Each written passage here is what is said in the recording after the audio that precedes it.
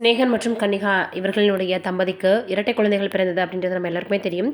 என்ன இருக்குது அப்படின்னு வந்து பார்த்தா, சிநேகன் அவர்கள் ஆரம்பத்தில் தன்னுடைய மனைவிக்கு பிரசவம் பார்க்கறதுக்காக வெளிநாட்டில் இருந்து மருத்துவர்கள் எல்லாரையும் வரவழைச்சு அவங்களுக்கு என்ன தேவையோ அதெல்லாம் செய்கிறதுக்காக தயாராக இருந்தாராம்.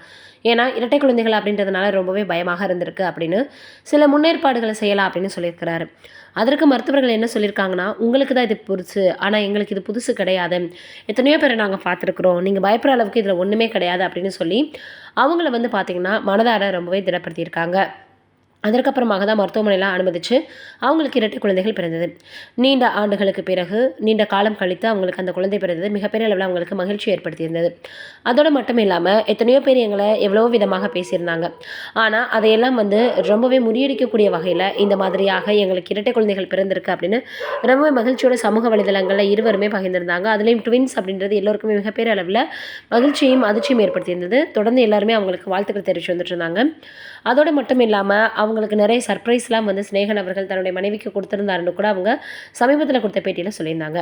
இது ஒரு புறம் இருக்க, நடிகர் அஜித் அவர்களினுடைய விடாமுயற்சி திரைப்படம் இப்போ வெளியாகி இருக்கு. இதில் என்ன ஒரு விஷயம் அப்படின்னா, மகிழ் திருமணி அவர்கள் அதற்கப்புறமாக இவரை வைத்து படம் இயக்கணும் அப்படின்னு நினச்சிருந்தார். அதற்கு முன்னாடியே விக்னேஷ் சிவன் அவர்கள் வந்து அவரை வைத்து படம் இயக்கணும்னு நினச்சிருந்தாராம். இப்போ இவர்கள் இருவரையும் வந்து வச்சுதான் பேசி அதிகமாக சமூக வலைதளங்களில் அந்த விஷயமானது வைரலாகி வருதான். ஏன்னா விக்னேஷ் சிவன் அவர்கள் நடிக்க வச்சிருந்தா இன்னும் அஜித் அவர்களினுடைய ஒரு மிகப்பெரிய அளவில் மரியாதை, அதே போல் விக்னேஷ் சிவனும் வந்து ரொம்பவே பிரபலமாகியிருப்பார் அப்படின்ற மாதிரி எல்லோரும் சொல்லி வந்துட்டுருக்காங்க. எதற்காக அஜித் அவர்கள் விக்னேஷ் சிவன் அவர்களுக்கு வாய்ப்பு கொடுக்கல அப்படின்னு சிலர் கேட்டு வந்துட்டுருக்காங்க. எது எப்படியாக இருந்தாலும் இருவரும் இணைந்த படம் நடிக்கல அப்படின்றது மட்டும்தான் உண்மையாக இருந்து வந்துட்டுருக்கு. இந்த சூழ்நிலையில் தொடர்ந்து அடுத்தாவது இவருக்கு வாய்ப்பு கொடுப்பாரா அஜித் அவர்கள் விக்னேஷ் சிவனுக்கு அப்படின்னு எல்லோரும் பேசி வந்துட்டுருக்காங்க.